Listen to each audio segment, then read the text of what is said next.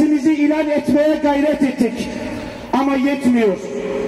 Ama biz bu zulme karşı için kardeşlerimize, Gazze'li kardeşlerimize La ilahe illallah, La ilahe illallah, Amerika lanetullah,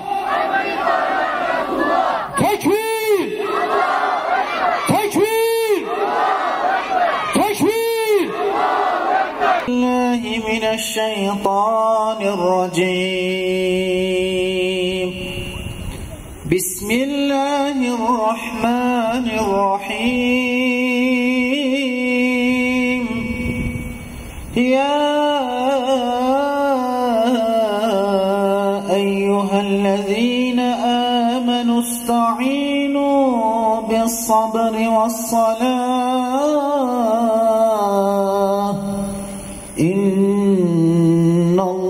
İnnallâhe ma'as-sabirin. Filistin'de İsrail'in son 24 saatte 112 sivili katlettiğini söylüyor.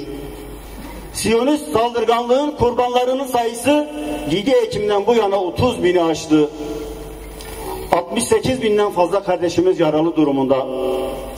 Siyonist İsrail'in kara saldırısı hazırlığı yaptığı Refah'taki 1.4 milyon yerinden edilmiş Filistinliyi göçe zorlamayı, 12 kilometre karelik alana hapsetmeyi planlıyor. İsrail sadece bombaları değil, açlık ve tehciri de Gazze'de silah olarak kullanıyor. Filistinliler bir parça ekmek alabilmek için verdikleri mücadele aynı zamanda bölgedeki kıtlığın vesikası. Gazze'nin kuzeyinde 350-400 bin civarında Gazze'li kardeşimiz topraklarını terk etmeyip reddedip işgalci terörist İsrail'in bombardımanı altında açlık, susuzluk ve soğuklukla mücadele ederek ribat görevine devam ediyor. Yardım tırlarının ulaşmasına işgalciler asla izin vermiyor. Gazze'nin güneyine sıkışmış durumda 1,5 milyon insan hayatta kalmanın mücadelesini veriyor. Hain Han Yunus bölgesinde işgalci teröristler özellikle hastane çevrelerinde keskin nişancılarıyla sivilleri hedef alıyor. Ayrıca uydu görüntülerinde Sisi rejiminin Sina Yarımadası'nda Gazze'den tehcir edilecek Filistinliler için hummalı bir çalışma içerisinde olduğu anlaşılıyor. Güneyin son noktası Mısır sınırında Refah kentinde 1.200.000 insan bir mahalleye sıkışmış durumda. Mısır, Gazze sınırına beton barikatlar kurup jiletli teller ile sınırı güçlendiriyor. Filistin tüm insanlığın önünde soykırıma uğrarken dünya ve Müslümanlar ne yapıyor? Hristiyan ülkelerdeki insani duygusunu yitirmemiş insanlar hemen hemen her gün sokaklara dökülüp Filistin'e özgürlük diye bağırıyor. %98'i Hristiyan olan Güney Afrika ülkesi İsrail'e soykırım davası açıyor. Müslüman ülkeler ise sadece kınama yapmaya devam ediyor. Yazıklar olsun. Daha önce yayınlanan TÜİK ve TİM verilerine göre 2023 yılının Ekim, Kasım ve Aralık ayında İsrail'e ihracat bedeli toplamı 1 milyar doları aştı. Bu ülkemizde maalesef.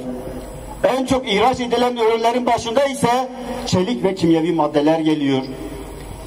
Gazze'de masumlar açlıktan kıvranırken Türkiye'nin Antalya, Mersin ve Kocaeli limanlarında her gün Siyonistlere gemiler gitmeye devam ediyor. Ülkemde neden bu insanlık dramına kayıtsız kalınıyor? Türkiye yarısından fazlası çocuk olan Gazze'nin kuzeyindeki 650 binden fazla vatandaşın kurtarılması için neden havadan gıda, ilaç ve temiz su yardımları yapmıyor? Türkiye neden İsrail işgaliyle tüm ticari ilişkilerini kestiğini açıklamıyor? Ve İsrail ile Türkiye arasında aktif ticari hareketi durdurmuyor? Türkiye neden Gazze'deki ablukayı kırmak için dünyanın dört bir yanında gönüllüleri taşıyan bir donanma gemisi filosu göndermiyor? Kuşatmayı kırmak ve savaşı bitirmek için uluslararası baskı yaratmıyor. Türkiye, Gazze'de halkını bölge ülkelerinin şantajının kurbanı olarak bırakmak yerine saldırıyı durdurmak ve kuşatmayı sona erdirmek ve yeniden inşa sürecini başlatmak için birleşik bir baskı cephesi oluşturacak uluslararası bir konferansa neden ev sahipliği yapmıyor?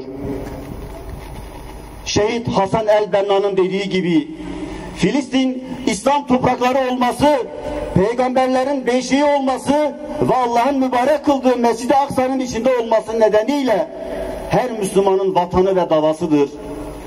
Filistin halkı bizim kardeşimizdir. Kim Filistin'e yardım etmezse Allah ve Resulüne yardım etmemiş olur. Kim de ona yardım eder ve desteklerse kuşkusuz Allah'a ve Resulüne yardım etmiş olur. Karsız kalma, kanıksama. Boykota devam edin kardeşlerim. Bu cihadın, bu mücadelenin bir parçası olun. Ya düşmanımıza benzeyeceğiz ya da izzet ve şerefi kuşanıp mallarımızla, canlarımızla Allah yolunda savaşacağız. Filistinli kardeşlerimizin yanında olacağız. Öyleyse ey kardeşim, direnişe ortak ol. Direnişin sesini yükselt. Allah'ın yardımı muhakkak direnenlerle beraberdir.